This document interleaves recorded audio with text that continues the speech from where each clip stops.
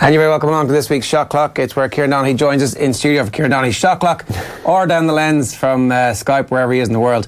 And we talk through the pressing issues of the week. We've got a 2-minute timer, which we religiously abide by the rules. At the end of the 2-minute timer, we shut up. Isn't that right, Kieran? Yeah, we do. Yeah, exactly on 2 minutes. You'll see us all shut up. Not.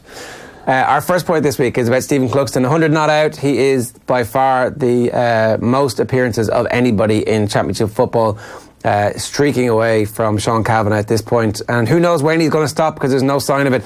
Would Dublin be winning 5 in a row? Will they win 5 in a row if he gets injured later on the season? He's probably, when I looked at it and how important he is, Ger, to the Dubs, we know his leadership and we know his quality under the kickouts. We know how good of a shot stopper he is. We know he's missed 2 championship games in 16 years.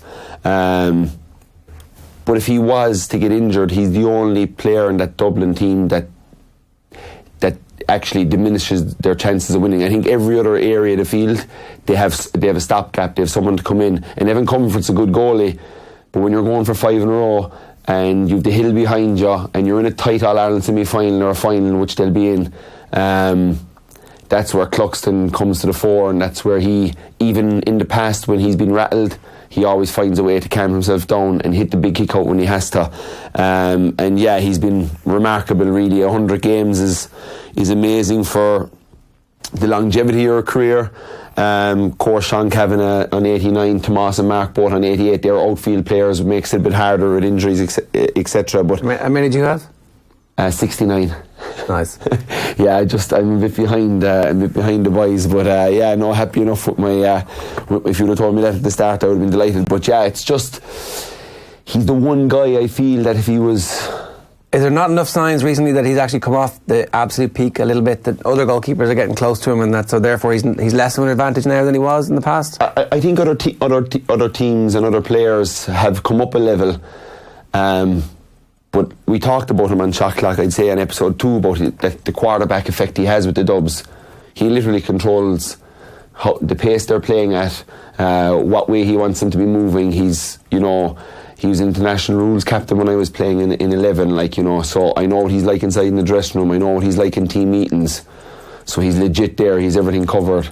But it's that kick out that if they are, and if the Mayo boys come back and make it through the qualifiers and get into that All-Ireland semi-final or final, that's the one where that's the pressure kick out that they need Cluxton under. They're 14-point favourites against Kildare this weekend. Cian O'Neill was talking after last week about how he has to believe and his team have to be confident that they can win that game. Are they going to get inside the 14 points? Yeah, they could get inside the 14 points. Yeah, it depends a lot how they start, Kildare. They're very... we played them in a quarter-final in 16 and we put 6 or 7 goals past them, but then we were playing them last year. They were up 5 points at half-time in Killarney, playing really well, and we went out and won by 9 or 10 in the end. So if they can just get the good start and kind of stay on the track, and maybe when they have that bad patch that they put it to bed quick, they might give it. I think they'll be inside 14 points. I think it's a bit disrespectful having that much, but that's how good Dublin are. Next is NBA playoffs. Big news coming last night out of Golden State that KD is out for Game 3 and that Klay Thompson is highly questionable. So I know they're your boys, Ger, and I know they beat my Rockets pretty easily early on.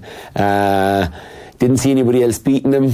But without these two guys, I think the Raptors, and Game 3 is huge. I think Raptors can get Game 3 tonight. What do you think? Yeah, I don't know. I think that this has been a really interesting series where they lost the first game and there was a bit of mild panic setting in because the second game was in Toronto. Yeah. And it was just fairly routine as championship finals go.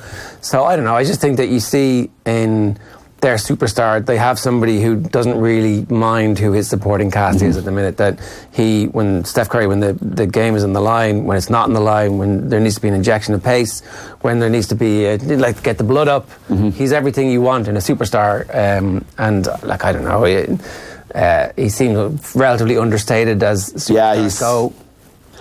I think he's top class in that respect. I was listening to a show a few nights ago where someone was calling into question that he'd never got an MVP in a final series, which is the pinnacle. It's like getting man of the match in the All-Ireland final. It's the biggest game of the season or the biggest series. Can you perform? He's never got it because Iguodala got it the first year they won because he was unbelievable defensively and came good in the end. Durant won it last 2 years. LeBron won it the other year. He was to the finals. So he's been to 4 in a row but never won MVP. But like you said, he's understated. He does what needs to be done. And I think with Boogie Cousins back and Iguodala going as well as he is, the only fear I'd have for Steph is that they'd start leaving ball screens completely and doubling him, trapping him, getting the ball out of his hands, and then it really does rely on the others. Yeah, and now the others aren't Clay that's going to hit every three that you give him, or Durant that you can just give him the ball and he can do whatever you want. Also, big news last night is Kyrie Irving was all the talk was that he was going to the Knicks. And the big talk, and I heard Stephen A. Smith crying about it last night, is that Kyrie now reportedly is heading for Brooklyn, which will throw free agency into disarray, because it was all about Kyrie, who he was going to go with, who was going to go with him. Were they all going to go to the Knicks and make that Knicks franchise really relative again? So really interesting. That's going to throw free agency into, if he does go to Brooklyn, which would be an interesting move for him. But a championship winning move? Can he win a championship there? It depends on who he can convince to go to Brooklyn with him. They have a bit of space, but there must be a plan other than Kyrie, because they're not just going to bring in Kyrie and be competitive again. So they were good this year. They were a playoff team, but I don't see just getting Kyrie to win a championship. All right, Tier 2 appetite. This is obviously in the continuing conversation that we helped start here on Shot Clock a couple of weeks ago when Kieran and Owen brought forward their proposals for what a Tier 2 championship would look like. The backlash has begun. What's going on? Exactly, you get a bit of feedback, which is always good, and you try and. I think there's Marie Crowe wrote an interesting piece at the weekend where she contacted players from the Tier 2 or the Mick O'Dwyer competition or whatever you want to call it. I think we should actually, if they are going to do it, name something You've quick. named it the Mick O'Dwyer. I've named it the Mick O'Dwyer. That's just what's coming to me. I'm sure there's fellas in other counties would have other men that would be rightfully, that honour would be rightly bestowed on them. So there is plenty of men out there. Obviously me being a Kerry man and being a huge Micko fan, he's down there. But I think they should get rid of calling it the Tier 2 as quickly as possible, because it is a bit, it's not the best way to put it. But she was saying that she contacted some of the players and she was met with frustration, suspicion, exasperation and a lack of appetite for Tier 2. But what was put to the players is what I'd like to know. Was it just there's another competition out there, you're going to go into it, what you think? That's not going to, I can see why players might be, and plus you see, the Joe McDonagh Cup is not getting enough coverage, it's not getting enough stuff in the Sunday game, it's not getting enough reviews, so you can see why there might be some suspicion there. But she made a point that separating counties into 2 tiers will only widen the gap, and I don't believe that's true. I think there's no team can get better playing 1 or 2 games in the summer. I think at least if you're guaranteed the 6 or 7 games, you can improve the gap and you can get better. And none of these teams have ever gotten a run in the championship. Very little of Tier 2 teams, Division 3 and Division 4 teams, as of now, have had a real run in the championship where you get that feeling where the county starts getting behind you, you get a few wins, you get into a semi-final. They might have had one big day in a provincial championship, but they haven't experienced that. But I think the biggest thing the GAA have to be careful for, Ger, is whatever they introduce, they have to really have a rock solid, have the funding behind it, have the sponsors lined up that they want, and they also have to have the TV rights sorted, whether it's Tina G comes in, but that has to be huge, because for players to buy into it, they have to feel it can't go down the Tommy Murphy route. No, you absolutely need to put the package in place to support all of the changes you're making, and you need to get everybody on board early on. And I think that what they need to do is to start putting out proposals and ruling them out relatively quickly. Do we go 4 divisions and have 4 tiers? Do we go 3 divisions? Let's have these conversations now, so that the people who are suspicious, and no doubt they're suspicious for a reason, they've seen their county suffer for whatever reason in the past, that those suspicions, you bring those people along with you, as opposed to going, right, here's the final version, you like it or lump it. And I think talking to the players is important. As you said, if they have the proposal and they have the benefits of the proposal, whether it's semi-finals on in New York, or whether it's trips away for the winning teams, or whatever it is, all the stuff that is going to make this Tier 2 competition, the sponsorship, getting the right backing, getting the right promotion of it.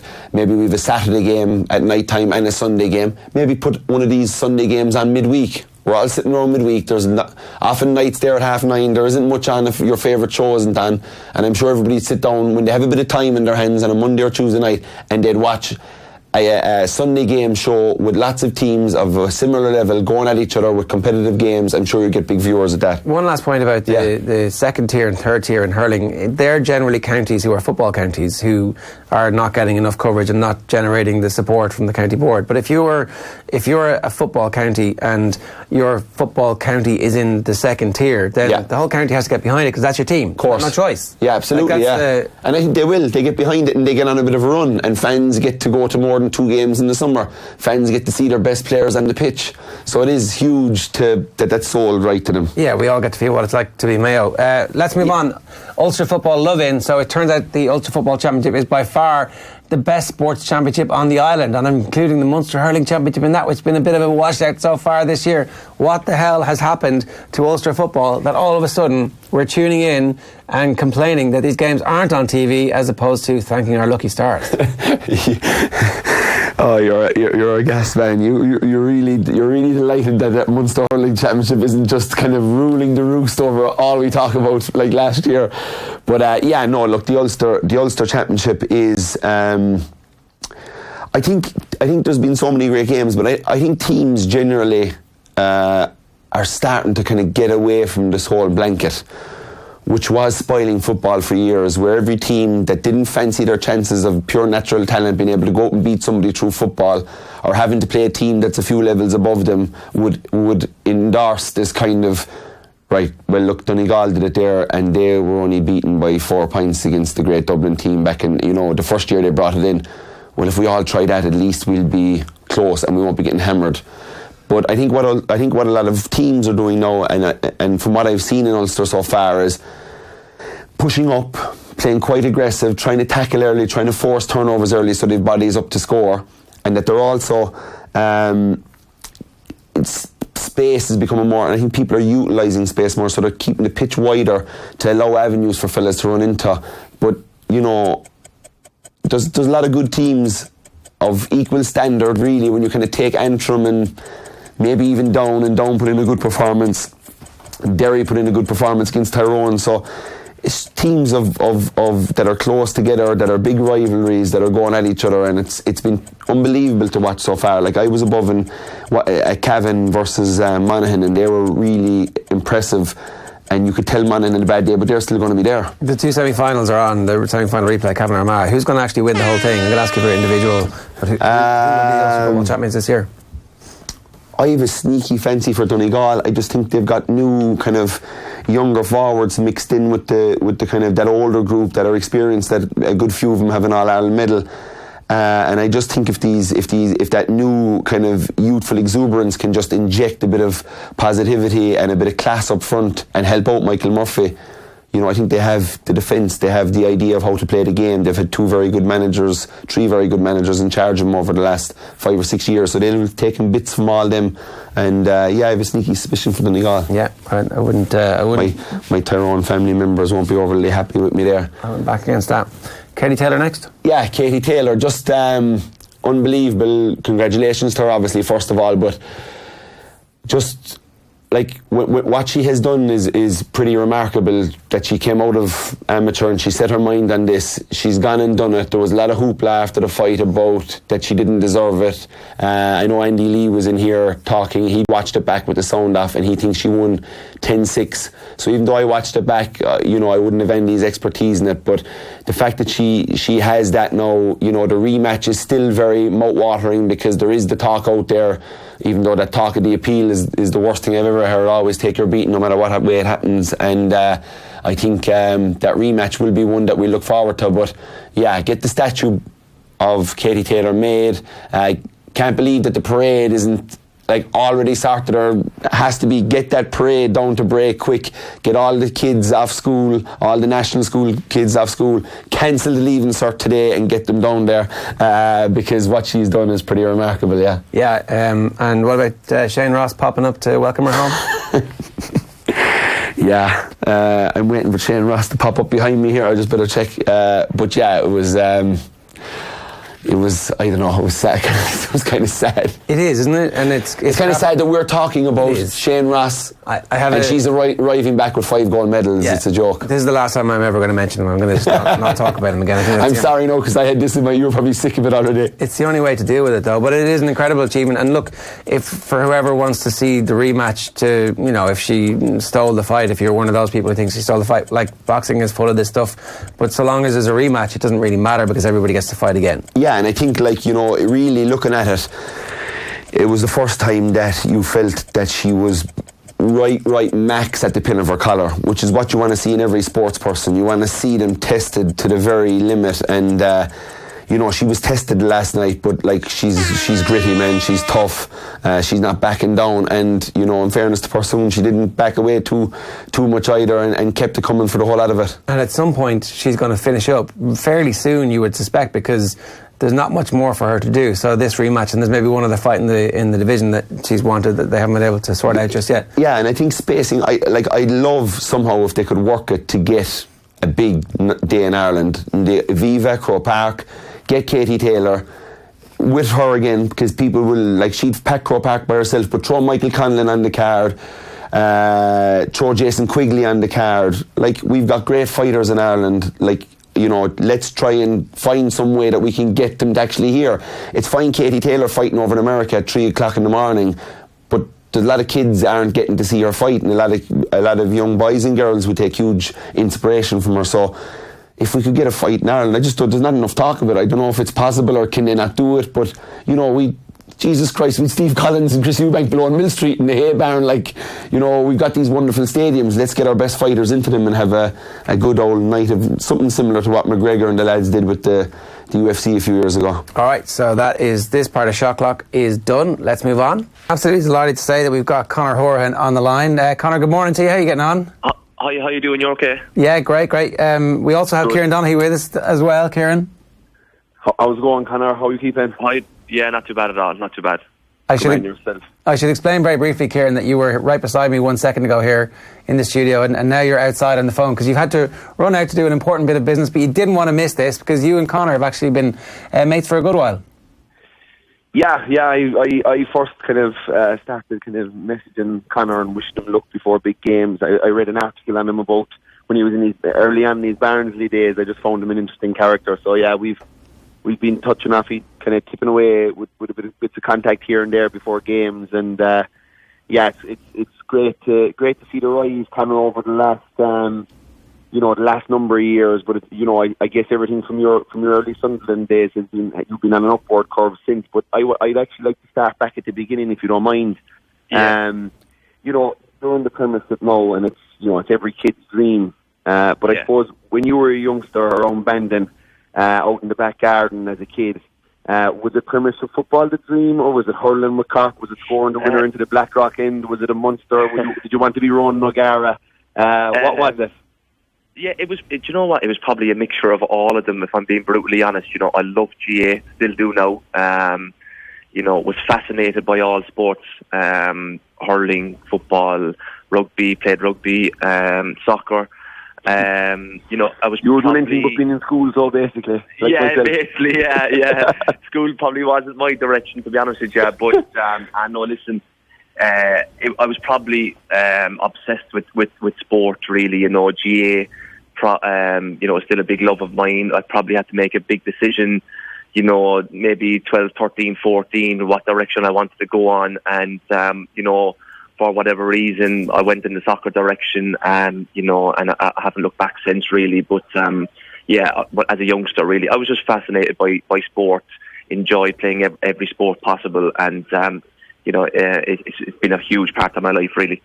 And even touching off of that there, as you said, you were around playing lots of sports, and you said football. You said the soccer kind of pulled you in. For kids that are out there now dealing with kind of playing lots of sports, like I did, like you did, like so many other kids out there do. What kind of piece of advice would you give them when they're not really sure about what they want, and there's coaches pulling them, come play with the football, come play the hurling, come play the rugby, come play the soccer? It's tough for lads, like even for myself looking back, I had hurling managers and coaches, in my ear, or football managers in my ear wanting to come to this game or that game, and soccer then as well. And basically, I think for any young lad, really, I would say enjoy playing as many sports as you can until a certain age, like I said, maybe 13, 14, 15, and then really you have to nail down that one sport that you kind of want to go on and hopefully achieve success in it. It's not easy. It's a tough road. There's a lot of sacrifices I've had to make. Missed out on many kind of social occasions that I would love to have been at. It's not easy. But you really have to nail down and focus on that one sport that you really want to go for, and give it absolutely everything you've got to try and make it happen. And come here to me, the Sunderland. Just go over Sunderland, because you were there at a kind of obviously at a young age. And look, I suppose you've been lucky enough now with Sunderland and Villa, two absolute huge clubs over in England. But going in there as a youngster to Sunderland, who I knew when I was growing up, and they had Niall Quinn and Kevin Phillips breaking my hat, beating Chelsea 4-3 in games. What was your initial landing from where you were coming from into the big time over there? Yeah, it was tough. I had a good kind of settling in period, really. I moved over when I was 16, but more or less from 15 to kind of 16, I was over there for a lot of time. So I wasn't just dropped at the front door of a digs. When I was 16. Okay. I was probably there for maybe 2 weeks at a time when I was 15, then back maybe for a month, and then another 2 weeks. So I was familiar with the surroundings when I went over when I was 16. I still remember moving over now today, Mum and Dad going over with me, leaving my friends behind me, a lot of tears. When I look back now, I thought I was a man at 16, but I look at 16-year-olds now and they're already young boys, But listen, I look back at it now with a lot of fondness. Fantastic memories.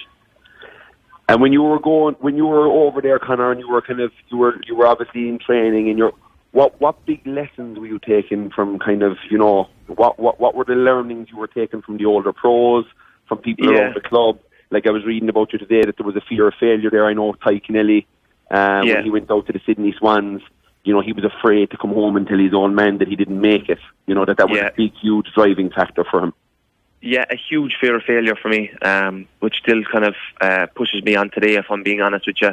I always had that fear of, coming back to Bandon, being that guy that walks down the street and people go, oh, he was in England, but he never made it, And still to know, even though I've got my foot well in the door in soccer in England, and I still have that fear now, maybe not making it at Barnsley or Villa or Ireland or whatever, and not letting my family down as well. Mum and Dad, they gave up so many hours, so many. After work, Dad would drive me to whatever edge of Cork that was there for a training session. It was hugely for them, really. But when I went over at 16, it was a big change. Of course, the quality was very high. It was a lot to take in. It's not easy for an Irish lad going over there, but you just need to give it everything you've got. I probably obviously didn't go well for me at Sunderland. It didn't go well for me at Ipswich, and I got a lucky break at Plymouth. And it was probably until I got to Plymouth I started to realise myself, and this is just my personal experience. Other lads might realise it younger. Other lads might realise it older when it's too late. But I probably only realised when I got to Plymouth what it took to forge out a career in the game, really. What was the bit that made you realise what you needed to do? And if somebody had told you when you were at Sunderland or Ipswich, would you have been ready to hear it? It probably wasn't because I wasn't working hard enough, or I'm not sure what it was, to be honest with you, but it was probably because when I got to Plymouth in League 2, it was a case of, this is my last chance saloon, or else I am going to be, in my eyes, that failure, that letting down the family, and it was sink or swim, really, for myself. And I did everything possible. I left no stone unturned. When I went to Plymouth, I was in on my days off to make it work, and that was probably the real start of my journey, really, where, and I've kept that mental attitude the whole way through over the last 7-8 years, and luckily enough for me, it's helped me on my rise to where I am today. Do you remember those times now when something good happens? Do you think back to those moments and go, yeah, that's what this was all about? Yeah, I suppose so. I think I was delighted to be playing first team football at Plymouth. A couple of years later, I became captain, and then I got an opportunity to move to Barnsley, and I was really in that selfish mindset that right, whatever, if this opportunity comes for me or an opportunity in life comes to me, I really have to grasp it.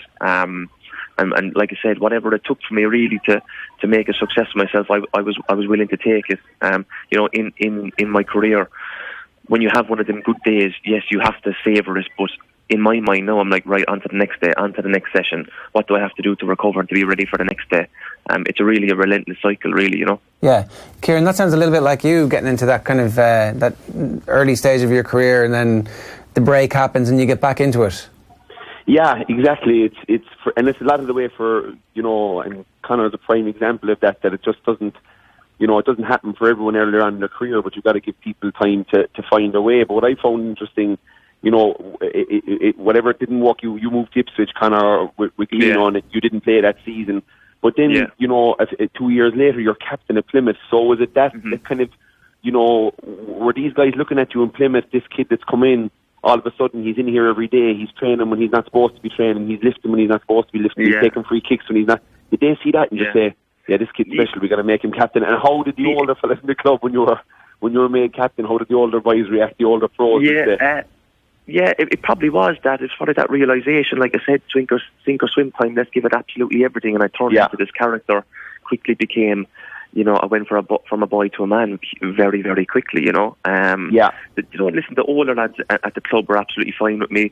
I think they took the armband off a man called Darren Purse. I don't know if you remember him. Was at Birmingham City, Cardiff. And he was absolutely great with me. But at that time, Kieran, to be honest with you, I didn't care what anyone thought of me. I didn't care if they were angry or this fella shouldn't have the armband, or this fella, who's this fella think he is at 21 coming in and doing whatever, I was just in that tunnel vision of I'm making this work, and that's it. Making it, lads. You can either come along with me or don't. Yeah, you're either jumping on the bandwagon or you're not, and it didn't put me up or down, And like I said, over the last 7 or 8 years, that's the mindset I've had, and that's probably what's rose me through the leagues. Yeah, and obviously that whole, I'd say that's such a pivotal time for you in your career because, as you say, you went on to play a huge role for Barnsley, and again captain them and lead them to the championship after a playoff win in Wembley. How different was that championship playoff win with them at that stage of your career, and your feelings afterwards as compared to this time when you're now into the Premiership with a bigger club, Villa? How did them two experiences kind of compare? It's a bit of a tricky one, but I just want to get your thoughts on that. Yeah, no, listen, they were both absolutely fantastic days. The Barnsley one was special. I was captain of the club and walking up them steps to get me to the championship. To be honest with you, that day was fantastic, epic. But it was nearly kind of this is my next step. I'm taking that off the list. Right, I'm into the championship now. There was no case of me stopping where I was. It's the same here with Villa. Listen, the ultimate goal is to get to the Premier League. Of course, I'm absolutely delighted to be there. But it's like, right, I've ticked that one off. Let's get going because I want to get ready to make an impact at that level as well. I've made an impact in League 2, League 1, Championship, and I want to make an impact in the Premier League. I'm not going into it naive and thinking it's going to be easy because it's the best league in the world. But I'm going to be leaving no stone unturned again to try and make it work.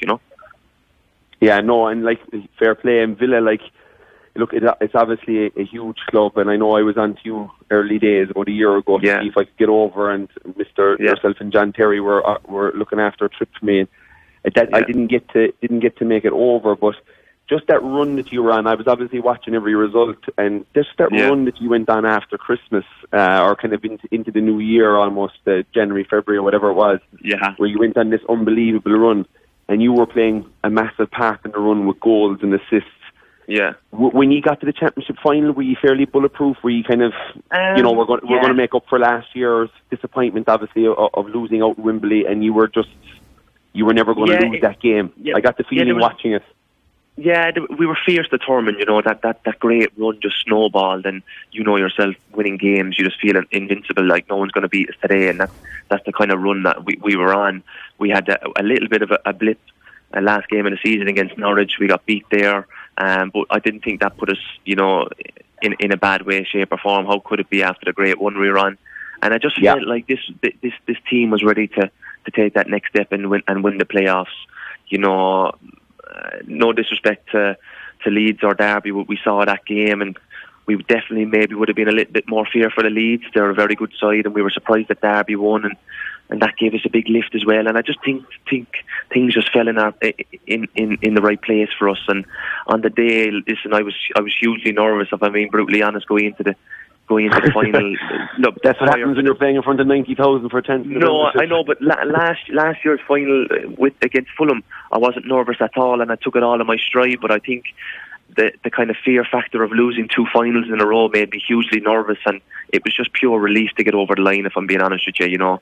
I don't know about you, but I always like that bit of a pain in the stomach. And like, if I have nerves, I always feel, Jesus, this is good, I'm nervous, I'm going to play well, I know what's at stake. Yeah. It's not being nervous sometimes worries me. Right, yeah. No, it was just a case of kind of going off experience last year. I wasn't nervous for whatever reason. I took it all in my stride. And this year, I think it was the nerves of, right, I'm getting this job done because I can't take... You can't take the pain. I can't take the 2 years in a row of getting beat. And that was just my personal kind of determination on the day. Other lads might have been different, but that was the kind of determination I had, that, you know, I couldn't have mum and dad, you know, going away from Wembley, losing 2 championship playoff finals. No, and that's being brutally honest. So to get over the line was pure relief, you know. It was that enjoyment of just the relief of getting over the line. Well, look, man, I'm delighted for you, and thanks so much for coming on Shot Clock. I know you have a flight to catch, so I won't keep you much longer. I just want to wish you best of luck out in Denmark, and obviously against Gibraltar at home. Yeah. And with God's help, I'll get over to you next year and get inside there and see what type of a special atmosphere you have going there. But best of luck. Enjoy the summer after these 2 games as well, man. All right. I appreciate that. Absolute pleasure. I'll speak to you soon. Take care. All right, Conor. Sound. All right. Bye-bye. Bye-bye. Bye. Great stuff there from Conor Hourihane on this week's Shot Clock. That is the end of this week's Shot Clock. Kieran has just demonstrated the ability to be in 2 places at once. That's the miracle. That's the type of miracles we bring you here in Shot Clock, right, Kieran? That's right, sir. Bye. That's right. Keep right. We're coming with something new as well next week or 2. We're going to have Ogie's mixer. We'll explain all. I can't wait. Best of luck. Thanks a million. Good luck.